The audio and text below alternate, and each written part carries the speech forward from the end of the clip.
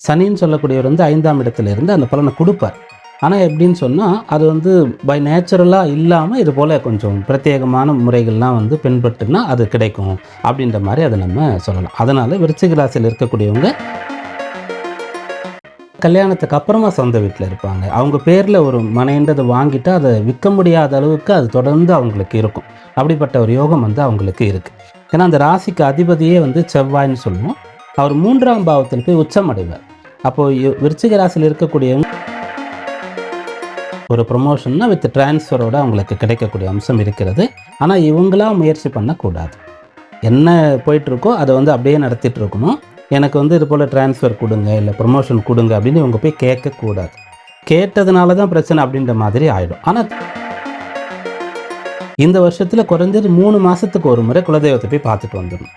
அதுபோல இவங்க செஞ்சுட்டே வந்தாங்கன்னு சொன்னா, இந்த உடல் சம்பந்தமான விஷயம், மற்றபடி உங்களுக்கு கொஞ்சம் அதிர்ஷ்டம் கொஞ்சம் குறைவா இருக்கு அப்படின்ற விஷயங்கள் எல்லாமே சரியாகி நல்ல பலன் கிடைக்கும்.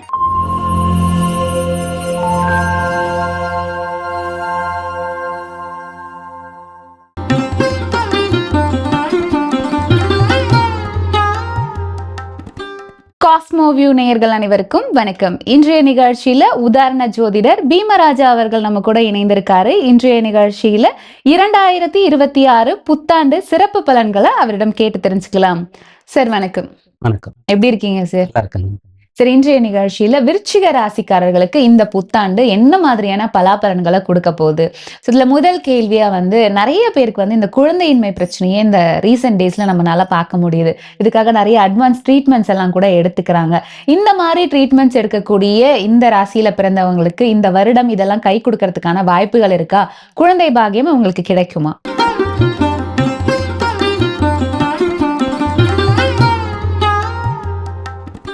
முதல்ல வந்து விருச்சிக ராசி என்பவர்களுக்கு இந்த 2026ஆம் வருஷம் வந்து வாழ்க்கையில நல்ல பலன்களை கொண்டு வந்து சேர்க்க போகுது. ரொம்ப நாளா ஆசைப்பட்டு ஏங்கிய விஷயங்களை கொண்டு வந்து சேர்க்கும். அதுல ஒன்று வந்து நீங்க சொல்லக்கூடிய அந்த குழந்தை பேராக இருக்கு. அது வந்து அவங்களுக்கு இயற்கையில கிடைக்கல அப்படின்னு சொல்லும்போது, ஆர்டிஃபிஷியலா இது போல செயற்கையான முறையில குழந்தையை உருவாக்கி கொண்டு அதை பெற்றெடுக்கக்கூடிய யோகம் வந்து உங்களுக்கு இருக்கிறது. அது எதனால அப்படின்னு பார்க்கும்போது, விருச்சிக ராசிக்கு 5ஆம் பாவத்துல இப்போ சனி இருக்கார். சனின்னு சொல்லக்கூடியவர் வந்து 5ஆம் இடத்துல இருந்து அந்த பலனை குடுப்பார். ஆனா எப்படின்னு சொன்னா, அது வந்து பை நேச்சுரலா இல்லாம இது போல கொஞ்சம் பிரத்யேகமான முறைகள்லாம் வந்து பின்பற்றுனா அது கிடைக்கும். அப்படின்ற மாரி அத நம்ம சொல்லலாம். அதனால விருச்சிக ராசியில இருக்கக்கூடியவங்க குழந்தைக்கான ட்ரீட்மெண்ட்ட வந்து செய்யலாம். ஒரே ஒரு கண்டிஷன் என்னன்னா, சுய ஜாதகத்துல இப்போ கணவனுக்கோ, மனைவிக்கோ கேத்துவுடைய புக்தி நடக்கக்கூடாது. அதுல மனைவிக்கு தானே அந்த குழந்தை வந்து உள்ள கருவுல வச்சு வளர்க்க போறோம் கர்ப்பப்பையில. ஆனா கணவனுக்கு இருந்தா பரவாயில்லையேன்னு சில பேர் நினைப்போம். அப்படி கிடையாது. ஏன்னா அந்த குழந்தைன்றதே வந்து கணவனுடைய இதுதான். அந்த உயிர் தான் இங்க வளருது அப்படின்றது அர்த்தம். அதனால கேத்துவுடைய தொடர்பு இது போல புத்திரப்பேற்றிற்காக சிகிச்சை செய்யும்போது இருந்ததுன்னா, அது வந்து வளராதுன்றது அர்த்தம். அத வந்து தடுத்துரும், நிறுத்திரும், அபார்ட் ஆயிடும் அப்படின்ற மாதிரி அர்த்தம். அதனால விருச்சிக ராசியில இருக்கக்கூடியவங்க தாராளமா இத செய்யலாம். ஆனா கேதுவுடைய தொடர்பு ஜாதகப்படி அவங்களுக்கு இருக்கக்கூடாது. எதனால சொல்றேன்னா, இதுல வந்து ஒன்று நிறைய பொருட்செலவு செய்றாங்க. 2வது இது போல 1 வாட்டி, 2 வாட்டி, 3 வாட்டி செய்யும்போது அந்த பெண்மணி ரொம்ப உடல் ரீதியாக வந்து நலிவடைஞ்சு போறாங்க. அப்புறம் மன ரீதியாகவும் பாதிக்கப்படுறாங்க. அதனால அந்த விஷயத்த பார்த்துக்கிட்டு செய்யறது நல்லது. ஓகே. சோ ஆல்மோஸ்ட் இந்த மாதிரி கிரக நிலைகள் எல்லாம் நமக்கு ஒத்து வந்தது அப்படின்னா இந்த ட்ரீட்மெண்ட் 100% சக்சஸ் ஆகிறதுக்கு வாய்ப்புகள் இருக்கு இல்லையா சார் இந்த கட்டாயமா வருடம்? இருக்கு. சோ மண்மனை பொறுத்த வரைக்கும் இந்த வருடம் வாங்குறதுக்கான அமைப்புகள் இவங்களுக்கு இருக்கா சார்? பொதுவாவே விருச்சிக ராசின்னாலே கட்டாயம் அவங்களுக்கு வந்து சொந்தமா ஒரு இடம் இருக்கும். அவங்களுக்கு வந்து சின்ன வயசுல சொந்த வீட்டிலேயே அவங்க இருந்திருப்பாங்க. இல்ல கல்யாணத்துக்கு அப்புறமா சொந்த வீட்ல இருப்பாங்க. அவங்க பேர்ல ஒரு மனைன்றத வாங்கிட்டா, அத விக்க முடியாத அளவுக்கு அது தொடர்ந்து அவங்களுக்கு இருக்கும்.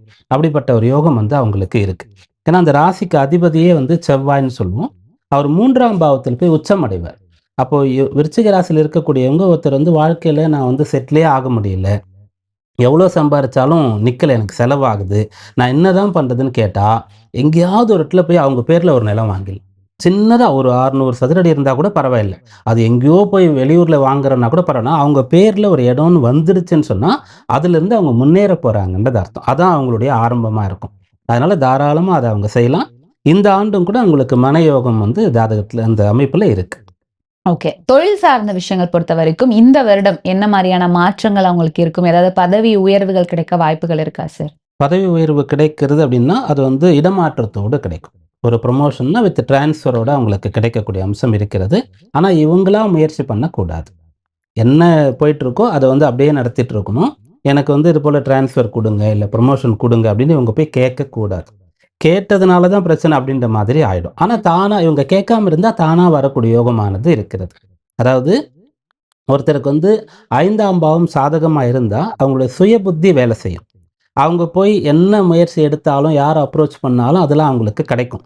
அந்த இடம் பலம் குறைவாக இருக்கும்போது, தானாகவே வர்ற வரைக்கும் அவங்க காத்துட்டு இருக்கணும். அவங்க வந்து வெயிட் பண்ணணும். அவசரப்படக்கூடாது. அப்படிப்பட்ட விஷயம். அதனால இவங்க வந்து ப்ரமோஷன் கிடைக்கிற யோகம் இருக்கு. இவங்களா முயற்சி பண்ணக்கூடாது. ஓகே. விருச்சிக ராசி மாணவர்கள பொறுத்தவரைக்கும் இந்த வருடம் எப்படி இருக்கும் சார்? இவங்கள பொறுத்தவரைக்கும் கொஞ்சம் கஷ்டப்பட்டு தான் படிக்கிற மாதிரி இருக்கும். அதுக்கு என்னன்னா 10ஆம் இடத்துல கேது இருப்பார். அப்படி இருக்காரு அப்படின்னு சொன்னா, 4ஆம் இடத்துல ராகு இருக்கார். அப்ப இவங்களுக்கு அந்த படிக்கிறது அப்படின்னு சொல்லக்கூடிய விஷயம் வந்து, இத படிச்சா அதனால என்ன கிடைக்கும்? அப்போ அப்படி கிடைக்கிறது கூட நம்ம இந்த ஒரு இன்ஜினியரிங் தான் எடுத்திருக்கோம். இதுல வேலை கிடைச்சா கூட இவ்வளவு தான் கிடைக்கும். அப்ப ஏன் நம்ம படிக்கணும்? நம்ம இப்பயே போய் ஏதாவது ஒரு தொழில கத்துக்கிட்டு அத பிசினஸ் சொந்தமா பண்ணலாம் அப்படின்ட்டுலாம் தோணும். ஆனா, அதாவது அனுபவங்கள் இல்லாம குறிப்பிட்ட வயது வராம அதெல்லாம் செய்யக்கூடாது. அதனால வந்து படிக்கிறத கஷ்டப்பட்டு தான் படிக்கிற மாரி இருக்கும். படிப்புல அந்த ஈடுபாடு, ஆர்வம் குறையும்னு கூட சொல்லலாம். அது வந்து குரு பயிற்சிக்கு அப்புறம் மாறிடும். ஆரம்பத்துல கொஞ்சம் படிப்புல இவங்களுக்கு ஈடுபாடு குறைவா இருக்கும். அப்புறம் அது மாறிடும். அந்த மாறுறதுக்குள்ள இவங்க விட்டுடக்கூடாது. ஓகே. சோ இவங்களுக்கு உடல் சார்ந்த பிரச்சனைகள் ஏதாவது வர்றதுக்கு இந்த வருடம் வாய்ப்பு இருக்கா? என்ன மாரியான விஷயங்கள்ல இவங்க கவனமா இருக்கணும் சார்? இவங்களுக்கு வந்து அந்த ஸ்டோன் ஃபார்ம் ஆகுதுன்னு சொல்றோம் இல்லையா? அந்த விஷயங்கள் இருக்கிறதுக்கு வாய்ப்பு இவங்களுக்கு இருக்கு. அது வயிறு சம்பந்தமான பகுதி, கிட்னி ஸ்டோன்லாம் சொல்றோம் இல்லையா? இதெல்லாம் வரதுக்கான வாய்ப்பு ஒரு பக்கம் இருக்கிறது. பற்கள் சம்பந்தமா பிரச்சனை வரக்கூடிய வாய்ப்பு இருக்கிறது. அதாவது பற்கள்னு சொல்லும்போது ப்ராப்பரா இப்போ ஒரு வேளை பல் துலக்குறோம்னா 2 வேளை துலக்கணும் மருத்துவர்கள்லாம் அட்வைஸ் பண்றாங்க இல்லையா? அது போன்ற விஷயங்கள செய்யலாம். 2வது வந்துட்டு அப்பப்போ சாப்பிட்டுட்டே இருக்கிற ஒரு விஷயத்த வந்து அவாய்ட் பண்ணணும். சாஸ்திரப்படி என்ன சொல்றாங்கன்னா, ஒருத்தர் வந்து ஒரு முறை சாப்பிட்டாங்கன்னு சொன்னா 4 மணி நேரத்திற்கு பிறகு தான் மறுபடியும் ஏதாவது சாப்பிடணும். நடுவுல சாப்பிட்டு அதாவது என்ன சொல்றேன்னா, பல்லு ஆறுனா பசி ஆறுன்னு சொல்லுவாங்க. நம்ம சாப்பிட்டுட்டாலே அது வந்து ஆகாரம், உணவு வேலை முடிஞ்சதுன்னு அர்த்தம். அதனால நம்ம வந்து ஒரு பிரேக்ஃபாஸ்ட் அப்படின்னா, அதுக்கப்புறம் 4 ஹவர்ஸ்க்கு அப்புறம் தான் லஞ்ச் அப்படின்றது. லஞ்சிலேருந்து 4 ஹவர்ஸ்க்கு அப்புறம் தான் டின்னர். நம்ம என்ன பண்றோம்னா, அது வந்து இப்போ ஈவினிங் ஸ்நாக்ஸ் டைமா அத கொண்டு வந்துட்டோம். அது முன்னாடிலாம் கிடையாது. 3 வேளை தான் முன்னாடி சாப்பிடுவாங்க. அதனால இவங்க வந்து பற்களையும் பார்த்துக்கணுன்றதுக்காக இத சொல்றோம். ஓகே. ஓவராலா இந்த வருடம் 2026 நெறைய நல்ல விஷயங்கள் நடக்கும் நீங்க சொல்லியிருந்தீங்க. குழந்தை பாக்கியம் எல்லாம் கிடைக்கும்னு சொல்லியிருந்தீங்க. எந்த ஒரு விஷயத்துல ரொம்ப கவனமா இருந்துக்கிறது ரொம்பவே நல்லது இந்த வருடம்? நம்ம வந்து படிக்கும்போது சொன்னோம் இல்லையா? எனக்கு படிக்கிறதுக்கு ஈடுபாடு இல்ல. நான் விட்டுர்றேன் அப்படின்ற விஷயம். அதுபோல இவங்க வந்து இது போல வேலைக்காக போயிட்டு ஏதோ ஒரு விஷயம் கேட்குறாங்க. ஒரு அப்ளிகேஷன் வைக்கிறாங்க. அவங்க வந்து அத அக்செப்ட் பண்ணிக்கலன்னா, உடனே கோவப்பட்டு வேலைய விட்டுர்றேன் அப்படின்னு போகக்கூடாது. பேரண்ட்ஸ் கிட்ட கூட நான் வந்து ஒரு பிசினஸ் பண்ண போறேன். இல்ல நான் வெளிநாடு போப்போறேன் அப்படின்னு ஏதாவது கேட்குறாங்க.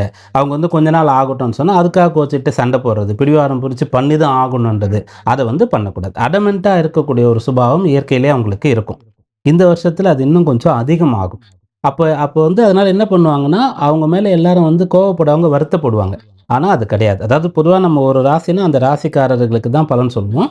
இந்த கேள்விக்கு என்ன சொல்றேன்னா, வீட்ல விருச்சிக ராசியில ஒரு பையன், பொண்ணு இருக்காங்கன்னா, அம்மா, அப்பா தான் இத கேட்டுக்கணும். அவங்க வந்து கோவப்படுறாங்க, ஆத்திரப்படுறாங்கன்னா, அவங்க மேல கோபித்துக் கொள்ளக்கூடாது. அவங்களுடைய வீக்னஸ் அது. அவங்களுக்கு ஒண்ணு கிடைக்கலையேன்ற ஆதங்கம். அதனால முடிஞ்ச அளவுக்கு இவங்களும் கோவப்படக்கூடாது. பட்டாலும் வீட்ல இருக்கக்கூடியவங்க கொஞ்சம் அட்ஜஸ்ட் பண்ணிக்கணும். ஓகே. விருச்சிக ராசிக்காரர்கள பொறுத்தவரைக்கும் இந்த வருடம் அவங்களுக்கு இன்னும் நல்ல பலாபலன்கள் கிடைக்கணும் அப்படின்னா, என்ன மாரியான பரிகாரங்கள் செய்யலாம் சார்? இவங்களுக்கு வந்து 100% வந்து கை கொடுக்கக்கூடியது குலதெய்வ வழிபாடு. இந்த வருஷம் வந்து குலதெய்வம் கோயிலுக்கு யூசுவலா வருஷத்துக்கு ஒரு முறை போவேன். இல்ல 6 மாசத்துக்கு ஒரு முறை போவேன். சில பேர் என்ன பண்ணுவாங்கன்னா, ஒரு வீடு கட்டுறாங்க, கல்யாணம் பண்றாங்கன்னா, அப்போலாம் போயிட்டு வருவாங்க. இந்த வருஷத்துல குறைஞ்சது 3 மாசத்துக்கு ஒரு முறை குலதெய்வத்த போய் பார்த்துட்டு வந்துரணும். அதுபோல இவங்க செஞ்சுட்டே வந்தாங்கன்னு சொன்னா, அந்த உடல் சம்பந்தமான விஷயம், மற்றபடி உங்களுக்கு கொஞ்சம் அதிர்ஷ்டம் கொஞ்சம் குறைவா இருக்கு அப்படின்ற விஷயங்கள் எல்லாமே சரியாயி நல்ல பலன் கிடைக்கும். இந்த குழந்தைக்கான ட்ரீட்மெண்ட் ஆரம்பிக்க போறாங்கன்னா, அப்பயும் குலதெய்வத்த போய் பார்த்துட்டு வந்து ஆரம்பிக்கிறது ரொம்ப நல்லது. ஓகே.